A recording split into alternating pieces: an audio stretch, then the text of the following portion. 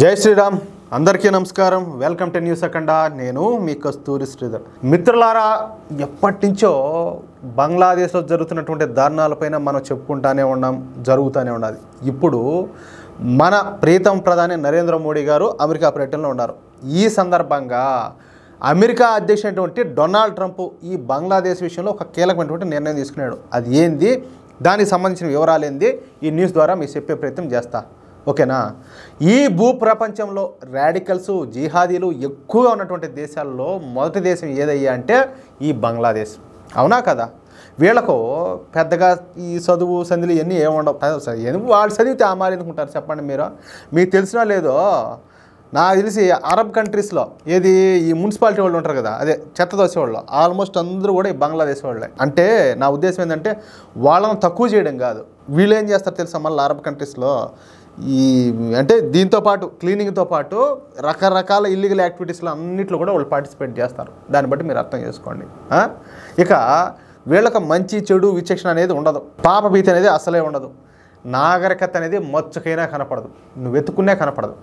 గత 6 నెలలుగా బంగ్లాదేశ్లో ఉన్నటువంటి హిందువులపైన వీళ్ళు జరిపినటువంటి మారణ హోమంలో కనీసం 500 మంది చనిపోయి ఉండొచ్చు అనేది ఒక అంచనా.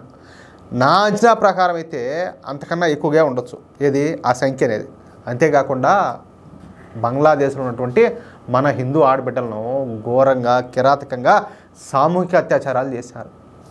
చెప్పాలంటే క్రూర మృగాలు కూడా ఆ విధంగా చేయవు, అంతకంటే దారుణానికి వీళ్ళు ఒడిగట్టినారు. అర్థమవుతుందా?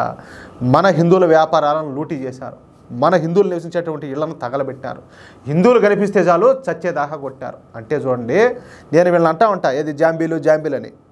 జాంబీలు అన్నా అది చాలా చిన్న పదం అవుతుంది వీళ్ళ దృష్టిలో చెప్పాలంటే. ఎందుకంటే ఈ జాంబీలు అనేది వైరస్ మూలంగా వాళ్ళకు తెలియని పరిస్థితుల్లో ఆ విధంగా తయారవుతారనమాట. కానీ ఈ బొంగులో దేశంలో ఉన్నటువంటి దరిద్రులు మాత్రం మత పిచ్చితో రగిలిపోతా మత పిశాచాల మాదిరిగా తయారవుతారు. నిజం చెప్పాలంటే వీళ్ళ దెబ్బకు ఈ పిశాచాలు, రాక్షసులు కూడా బలాదూరు.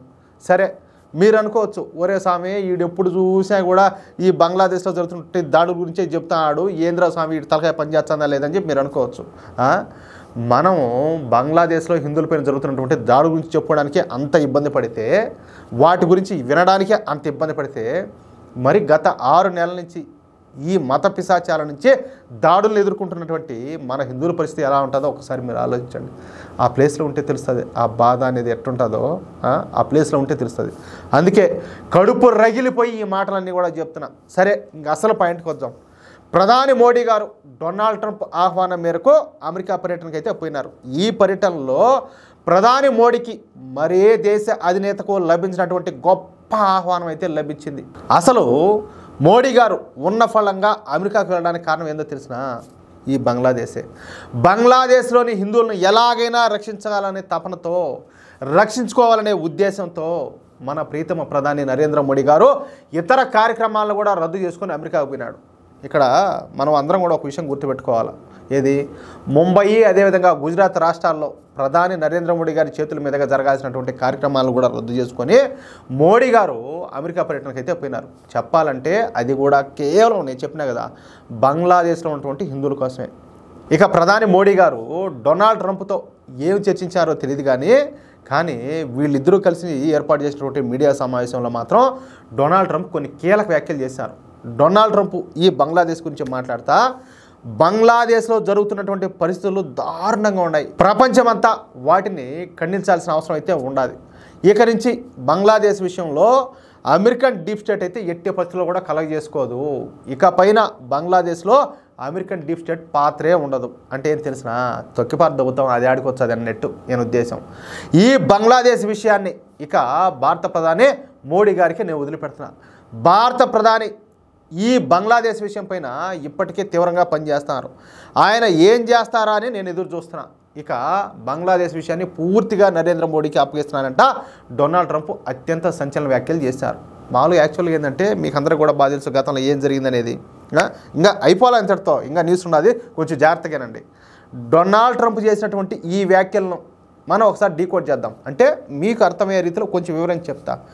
బంగ్లాదేశ్ విషయాన్ని భారత ప్రధానికి వదిలేస్తున్నాను అంటే బంగ్లాదేశ్ విషయంలో భారతదేశం ఎటువంటి నిర్ణయం తీసుకున్నా, భారత ప్రభుత్వం ఎటువంటి నిర్ణయం తీసుకున్నా అందుకు మేము పూర్తిగా కట్టుబడి ఉంటామని అర్థం అన్నమాట. అలాగే భారత్ తీసుకునే నిర్ణయానికి మేము అంటే ఎవరు, అమెరికా పూర్తిగా సపోర్ట్ చేస్తుంది. అంటే బంగ్లాదేశ్ పైన భారతదేశం ఒకవేళ సైనిక దాడులు చేసినప్పటికీ, లేక యుద్ధమే చేసినా, లేక కఠినమైనటువంటి ఆర్థికపరమైన ఆంక్షలు విధించినా అమెరికా ఆ విషయంలో భారత్కు సంపూర్ణ మద్దతునైతే అందజేస్తుంది. ముందు బంగ్లాదేశ్లో మానవ హక్కుల ఉల్లంఘన జరగకుండా చర్యలు అయితే తీసుకోవాలి. ఇప్పటి వరకు అమెరికన్ డీప్ స్టేట్ అండ చూసుకొని ఈ బంగ్లాదేశ్ మహమ్మద్ యూనస్ ప్రభుత్వం అయితే రెచ్చిపోయింది.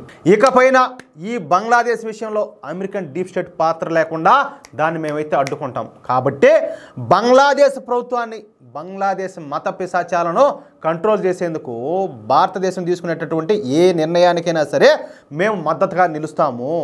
ప్రధాని మోడీ బంగ్లాదేశ్ విషయంలో చాలా తీవ్రంగా పనిచేస్తున్నాడు. కాబట్టి మోడీ గారు బంగ్లాదేశ్ విషయంలో సరైన నిర్ణయం తీసుకుంటారు అని అర్థం అన్నమాట. అర్థమవుతుందా? ఇక ప్రస్తుతం జరుగుతున్నటువంటి ఈ పరిణామాలు బట్టి చూస్తూ ఉంటే త్వరలోనే బంగ్లాదేశ్ ప్రధాని భారత్తో కాళ్ళ బేరానికి రాక తప్పదని చెప్పేసి విశ్లేషకులు అయితే భావిస్తారు. ఆ రోజులు త్వరగా రావాలని కోరుకుందాం. ఇక కాలమే ఇందుకు సమాధానం చెప్పాలి. కానీ ఇదంతా న్యూస్, నా అభిప్రాయం చెప్తా. అంటే అంతే జుట్టు అందకపోతే కాళ్ళ, నేను చెప్తున్నా నిజంగా ఏంటంటే ఇప్పుడు అఖండ భారత్ అనేది ఒకటి ఉంది కదా మనకు. పాకిస్తాన్ మన నుంచి విడిపోయిందే, అదేవిధంగా ఆఫ్ఘనిస్తాన్ మన నుంచి విడిపోయిందే, ఈ బంగ్లాదేశ్ మన నుంచి విడిపోయింది, ఇన్ని మన నుంచి విడిపోయినాయి. ఇప్పుడు మనమే కదా వాళ్ళ స్వాతంత్రం ఇప్పించింది ఎవరికి, బంగ్లాదేశ్గా. పాకిస్తాన్తో కొట్లాడి చెప్పాలంటే మన సైనికులు కూడా ప్రాణత్యాగం చేసి బంగ్లాదేశ్ స్వాతంత్రం ఇప్పించారు. అలాంటిది సిగ్గు, మానవ లజ్జ, రోషం, ఆత్మాభిమానం ఏం లేకుండా ఈ గాడిద ముండా కొడుకులు ఏం చేశారు, పాకిస్తాన్తో ఇప్పుడు దోస్తీ చేశారు. అంటే ఇప్పుడు వాళ్ళ పేకల మీదకి వచ్చిందని చెప్పేసి వచ్చి మళ్ళీ మన కాళ్ళు పట్టుకుంటే రేపు ఎప్పుడైనా మళ్ళీ ఏదైనా అవకాశం వచ్చినప్పుడు మళ్ళీ మనకు ఎదురుగా తిరగబడరా?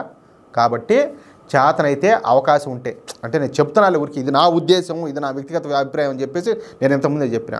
కాబట్టి బంగ్లాదేశ్ మీద యుద్ధం ప్రకటించినా కూడా తీసుకొచ్చి దాన్ని మళ్ళీ కలిపేసుకోవాలి అంతే. ఏది మనకి కర్మ అంతా ఏంది, రోజు ఈ టెన్షన్స్ అన్నీ ఏంది వీళ్ళ దరిద్రుల వల్ల. కలిసి వేలే తీసుకొచ్చి కలిపేసుకొని ఏదైనా ఉంటే మళ్ళీ ఆలోచన చేద్దాం. అది విషయం. అయితే అంతగా వాళ్ళకి ఇష్టం లేదా, ఇంకో దేశానికి పోతారు. వీళ్ళకి ఎట్టా అలవాటే కదా, ఈ నుంచి ఇంకోసాటికి పోయేది వలసదారుల మాదిర. ఆ విధంగా ఇంకో దేశానికి పోతారు. అంతకుమించి ఇంకేమవుతుంది ఏమంటారా? మిత్రులారా, ఈ న్యూస్ కనుక మీకు నచ్చినట్టయితే, అదేవిధంగా నేను చెప్పిన మాటలతో మీరు ఏకీభవిస్తే తప్పనిసరిగా ఈ న్యూస్ నలుగురికి షేర్ చేయండి. అలాగే ఇంకో మాట చెప్తున్నా, ఖచ్చితంగా ఈ న్యూస్ సంబంధించి మీ యొక్క అమూల్యమైన అభిప్రాయాలను ప్రతి ఒక్కరు కూడా కామెంట్ చేయండి. ఇంతవరకు మన ఛానల్ మీరు సబ్స్క్రైబ్ చేసుకున్నట్టయితే ప్రతి ఒక్కరు కూడా సబ్స్క్రైబ్ చేసుకోండి. ప్లీజ్ సపోర్ట్ చేయండి. జై శ్రీరామ్.